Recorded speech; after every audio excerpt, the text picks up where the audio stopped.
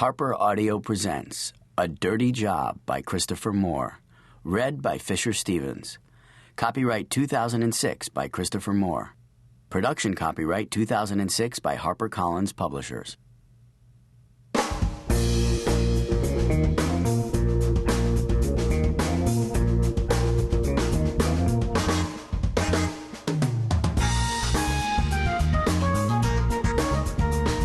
Part 1. The Sorry Business. What you seek, you shall never find. For when the gods made man, they kept immortality for themselves. Fill your belly, day and night make merry. Let days be full of joy. Love the child that holds your hand. Let your wife delight in your embrace.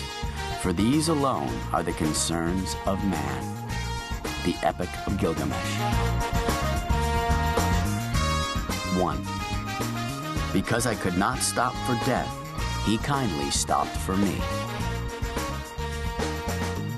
Charlie Asher walked the earth like an ant walks on the surface of water, as if the slightest misstep might send him plummeting through the surface to be sucked to the depths below. Blessed with the beta male imagination, he spent much of his life squinting into the future so he might spot ways in which the world was conspiring to kill him. Him, his wife Rachel, and now newborn Sophie. But despite his attention, his paranoia, his ceaseless fretting from the moment Rachel peed a blue stripe on the pregnancy stick to the time they wheeled her into recovery at St. Francis Memorial, death slipped in. "She's not breathing," Charlie said. "She's breathing fine," Rachel said, patting the baby's back. "Do you want to hold her?" Charlie had held baby Sophie for a few seconds earlier in the day and had handed her quickly to a nurse, insisting that someone more qualified than he do some of the finger and toe counting. He'd done it twice and kept coming up with 21. They act like that's all there is to it. Like if the kid has the minimum 10 fingers and 10 toes, it's all going to be fine. What if there are extras, huh? Extra credit fingers. What if the kid has a tail? Charlie was sure he'd spotted a tail in the 6th-month sonogram. Umbilical indeed. He'd kept a hard copy. "She doesn't have a tail, Mr. Asher," the nurse explained. "And it's 10 and 10. We've all checked. Perhaps you should go home and get some rest." "I'll still love her, even with her extra finger." "She's perfectly normal. Or toe. We really do know what we're doing, Mr. Asher. She's a beautiful, healthy baby girl." "Or a tail." The nurse sighed. She was short, wide, and had a tattoo of a snake up her right calf that showed through her white nurse stockings. She spent 4 hours of every workday massaging preemie babies, her hands threaded through ports in a lucite incubator, like she was handling a radioactive spark in there. She talked to them, coaxed them, told them how special they were, and felt their hearts fluttering in chests no bigger than a balled-up pair of sweat socks.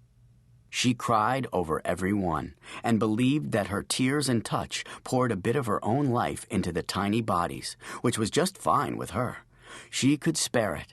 She had been a neonatal nurse for 20 years, and had never so much as raised her voice to a new father. "There's no goddamn tail, you doofus! Look!"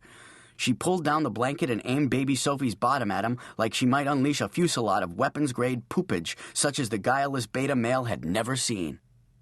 Charlie jumped back. A lean and nimble 30 he was. Then, once he realized the baby wasn't loaded, he straightened the lapels of his tweed jacket in a gesture of righteous indignation. "You could have removed her tail in the delivery room, and we'd never know." He didn't know. He'd been asked to leave the delivery room, first by the OBGYN, and finally by Rachel. "Him or me," Rachel said. "One of us has to go." In Rachel's room, Charlie said, "If they removed her tail, I want it. She'll want it when she gets older." "Sophie, your papa isn't really insane. He just hasn't slept for a couple of days." "She's looking at me," Charlie said. "She's looking at me like I blew her college money at the track, and now she's going to have to turn tricks to get her MBA. Rachel took his hand. "Honey, I don't think her eyes can even focus this early. And besides, she's a little young to start worrying about turning tricks to get her MFA. MBA, Charlie corrected. They start very young these days. By the time I figure out how to get to the track, she could be old enough. God, your parents are going to hate me." "And that would be different how?" "New reasons, that's how. Now I've made their granddaughter a shiksa." She's not a shiksa, Charlie. We've been through this. She's my daughter, so she's as Jewish as I am. Charlie went down on one knee next to the bed and took one of Sophie's tiny hands between his fingers. Daddy's sorry he made you a shiksa. He put his head down, buried his face in the crook where the baby met Rachel's side. Rachel traced his hairline with her fingernail, describing a tight U-turn around his narrow forehead. You need to go home and get some sleep. Charlie mumbled something into the covers. When he looked up, there were tears in his eyes. She feels warm. She is warm. She's supposed to be. It's a mammal thing. Goes with the breastfeeding. Why are you crying? You guys are so beautiful. He began arranging Rachel's dark hair across the pillow, brought a long lock down over Sophie's head, and started styling it into a baby hairpiece. It'll be okay if she can't grow hair. There was that angry Irish singer who didn't have any hair, and she was attractive. If we had her tail, we could transplant plugs from that. Charlie, go home. Your parents will blame me. Their bald shiksa granddaughter turning tricks and getting a business degree. It'll be all my fault. Rachel grabbed the buzzer from the blanket and held it up like it was wired to a bomb. Charlie, if you don't go home and get some sleep right now, I swear I'll buzz the nurse and have her throw you out. She sounded stern, but she was smiling. Charlie liked looking at her smile, always had. It felt like approval and permission at the same time. Permission to be Charlie Asher. Okay, I'll go. He reached to feel her forehead. Do you have a fever? You look tired. I just gave birth, you squirrel! I'm just concerned about you. He was not a squirrel. She was blaming him for Sophie's tail. That's why she'd said squirrel, and not doofus like everyone else. Sweetie, go. Now, so I can get some rest. Charlie fluffed her pillow, checked her water pitcher, tucked in the blankets, kissed her forehead, kissed the baby's head, fluffed the baby, then started to rearrange the flowers that his mother had sent, moving the big stargazer lily in the front, accenting it with a spray of baby's breath. Charlie! I'm going, geez. He checked the room one last time, then backed toward the door. Can I bring you anything from home? I'll be fine. The ready kit you packed covered everything, I think. In fact, I may not even need the fire extinguisher. Better to have it and not need it than to need it. Go! I'll get some rest. The doctor will check Sophie out, and we'll take her home in the morning. That seems soon. It's standard. Should I bring more propane for the camp stove? We'll try to make it last. But Rachel held up the buzzer. As if her demands were not met, the consequences could be dire. Love you, she said. Love you too, Charlie said. Both of you. Bye, Daddy. Rachel puppeted Sophie's little hand in a wave. Charlie felt a lump rising in his throat. No one had ever called him Daddy before, not even a puppet. He had once asked Rachel, "Who's your daddy?" during sex, to which she had replied, "Saul Goldstein," thus rendering him impotent for a week and raising all kinds of issues that he didn't really like to think about.